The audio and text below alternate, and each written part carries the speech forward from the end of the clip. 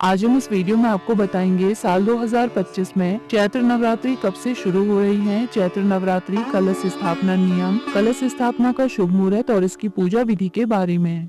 शास्त्रों में चैत्र और शारदीय नवरात्रि का बहुत महत्व है। पंचांग के अनुसार इस बार चैत्र नवरात्रि 30 मार्च से शुरू होकर 7 अप्रैल तक चलेंगी। चैत्र मास की नवरात्रि चैत्र प्रतिपदा से प्रारंभ होती है। नवरात्रि के 9 दिन में माँ दुर्गा के 9 अलग अलग स्वरूपों की पूजा की जाती है। चैत्र प्रतिपदा से हिंदू नव वर्ष की शुरुआत भी होती है। आइए जानते हैं साल 2025 में चैत्र नवरात्रि कब से कब तक है। कलश स्थापना नियम, कलश या घट स्थापना शुभ मुहूर्त और इसकी पूजा विधि क्या है।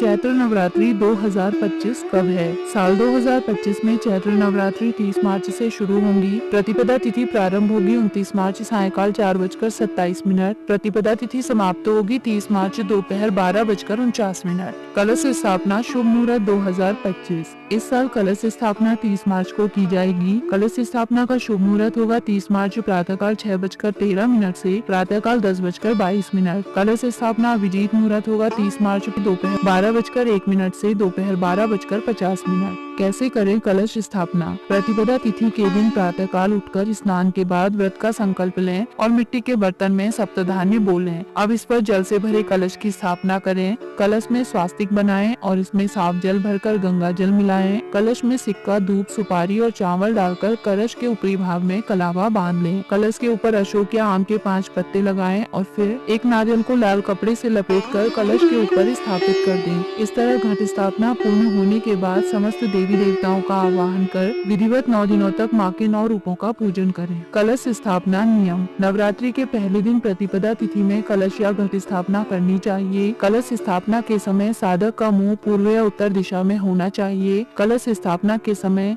साफ सफाई और पवित्रता का ध्यान रखें। कलश को ईशान कोण में ही स्थापित करना चाहिए। घट स्थापना के समय कलश का मुंह खुला ना रखें, इसे ढककर जरूर रखें। ढक्कन को चावलों से भरकर इसके बीचों बीच में नारियल की स्थापना करनी चाहिए।